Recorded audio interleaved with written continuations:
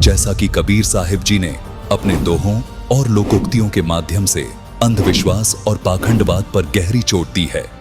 इसी प्रकार से उस समय भी कबीर साहिब जी ने पंडितों के इस भ्रम को तोड़ने के लिए आगे क्या प्रतिक्रिया की और कैसी थी उनकी वो अद्भुत लीला, जानने के लिए देखिए उस समय के पुरातन दृश्य को फिर साक्षात करती हुई ये 2D एनिमेशन वीडियो। एक समय कबीर साहब सुबह के समय गंगा घाट पर चले गए। वहां ब्राह्मण लोग सूर्य के सामने मुख करके गंगा जल हाथ में लेकर मंत्रों का उच्चारण करते हुए जल सूर्य को अर्पित कर रहे थे।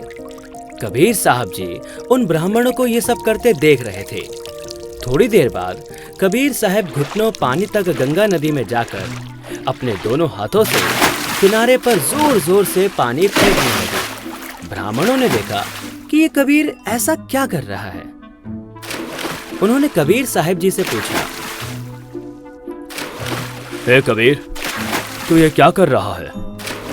हे ब्राह्मण, मैंने आपसे नहीं पूछा कि आप क्या कर रहे थे, तो फिर आप मुझसे क्यों पूछ रहे हो कि मैं क्या कर रहा हूं? पहले आप बताइए कि आप क्या कर रहे थे। हम तो अपने भूखे प्यासे पूर्वजों को स्वर्ग में जल अर्पित कर रहे हैं। अच्छा, अब मैं आपको बताता हूं कि मैं क्या कर रहा था।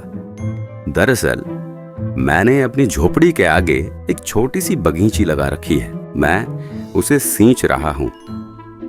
अरे भाई, तुम्हारी झोपड़ी तो यहाँ से काफी दूर है, उसे ये पानी कैसे मिलेगा? हे ब्राह्मण, एक बात बताओ, जब लाखों मील दूर स्वर्ग में ये जल अर्पित हो सकता है, आपके पूर्वजों को ये जल प्राप्त हो सकता है, तो 2 मील दूर जाने में इस जल को भला क्या परेशानी होगी? तो दर्शकों, इस प्रकार कबीर साहिब जी का ये सटीक तर्क सुनकर काशी के पंडित जी समझ गए कि हमारी ये क्रियाएं व्यर्थ हैं। कबीर साहिब जी ने उन्हें यहाँ ये भी समझाया कि आप एक ओर तो कह रहे हैं कि आपके पितर स्वर्ग में हैं, दूसरी ओर कह रहे हैं उनको पीने का पानी नहीं मिल रहा, उनको सूर्य को अर्घ देकर जल पार्सल करते हैं। यदि स्वर्ग में पीने के पानी का ही अभाव है तो उसे स्वर्ग नहीं कह सकते, वह तो रेगिस्तान होगा। वास्तव में वे पितरगण यमराज के अधीन यमलोक रूपी कारागार में अपराधी बनाकर डाले जाते हैं। वहां पर जो निर्धारित आहार है वह सबको दिया जाता है।